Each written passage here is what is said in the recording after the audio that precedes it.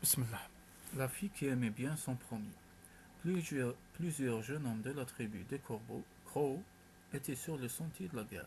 Un peu avant d'arriver à l'endroit où le fleuve des pierres jaunes quitte la montagne, ils durent livrer combat à une troupe de pieds noirs.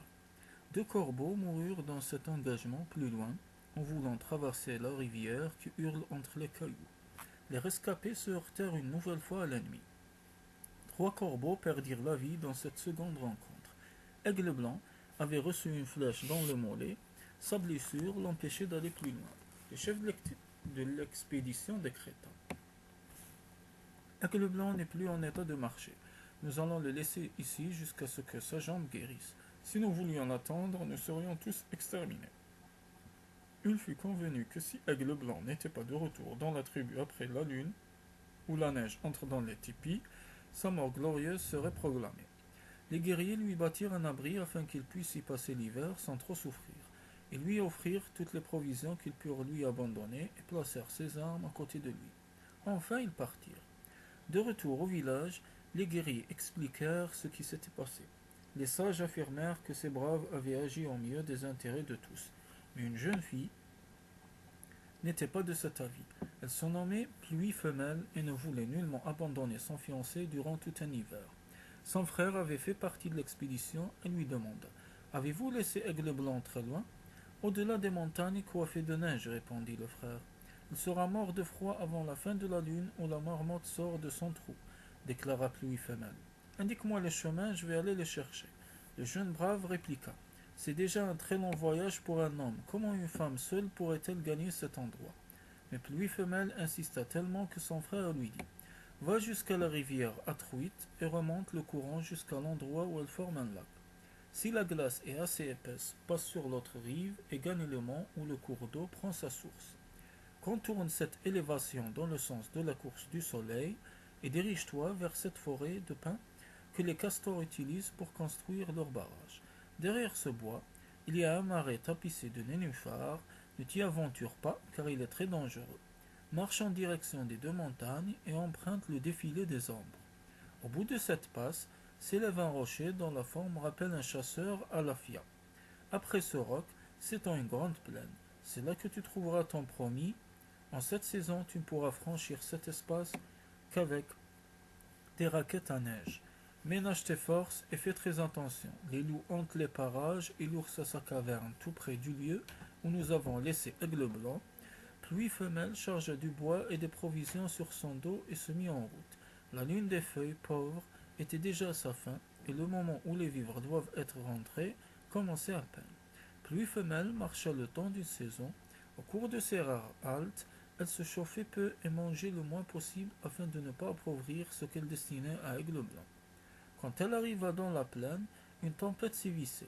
À travers les flocons de neige, elle aperçut néanmoins une fine colonne de fumée. Elle pensa aussitôt: Je n'arrive pas trop tard, il est encore vivant. Aigle Blanc était assis devant un maigre feu, sa provision de bois touchait à sa fin, et il n'avait plus de nourriture depuis la veille. Pluie Femelle lui dit: Je suis venu t'aider, de quoi as-tu besoin? J'ai froid et j'ai faim, répondit le jeune brave. Lorsque la femme eut ranimé le feu et restauré Aigle Blanc, elle mit de la terre vierge sur sa blessure. Ainsi tu guériras plus vite, assura-t-elle. La jambe du guerrier était si enflée qu'il ne pouvait se déplacer qu'en rampant sur le ventre. Durant toute la lune de la neige aveuglante, Pluie Femelle posa des pièges. Il lui arrivait de prendre un renard ou un castor. Ces fois-là, la jeune femme offrait un véritable festin à Aigle Blanc, mais le plus souvent elle ne parvenait qu'à dérober ses provisions à un rat musqué. Alors la faim se refaisait sentir. À la lune où les oies remontent vers le sud, Aigle Blanc déclara: Le dégel est commencé. Construis un canoë avec des branches de saule et des pots de serre. Dès que le fleuve sera libre, nous retournerons dans notre tribu. Le sorcier doit nous croire morts et s'apprête certainement à chanter nos funérailles. Le bateau fut bientôt terminé. L'homme et la femme allaient partir quand Pluie Femelle repéra une bande de chasseurs en aval de la rivière. Ce sont sûrement des pieds noirs, dit Aigle Blanc. Va te cacher dans les collines. S'ils te trouvent ici, ils te tueront avec moi. Pluie Femelle refusa d'abandonner son promis, mais celui-ci insista tellement qu'elle convint avec lui. Je me posterai sur une hauteur afin de surveiller les pieds noirs. Tant que je pousserai le cri du coyote, tu n'auras rien à craindre. Prends ce couteau et mets fin à tes jours si tu m'entends chanter comme le hibou.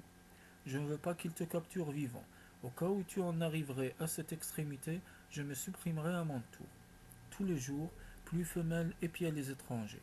À intervalles réguliers, l'appel du coyote parvenait à Aigle Blanc. Puis, vers le soir, il n'entendit plus rien. Il pensa la mort dans l'âne, les pieds noirs ont dû découvrir pluie femelle et la tuer. Il se demandait comment ils arriveraient à regagner la tribu quand la jeune fille reparut devant lui. Vois, lui dit-elle, j'ai dérobé un attelage de chiens aux pieds noirs. Nous allons profiter de la nuit pour partir. Dès que la lune monta dans le ciel, ils abandonnèrent la cabane. Les chiens étaient en bonne santé et le traîneau solide, mais une tempête de neige s'éleva et ils durent s'arrêter. Pluie femelle recouvrit Aigle Blanc à l'aide d'une couverture en peau de bison et se blottit contre lui pour lui tenir chaud.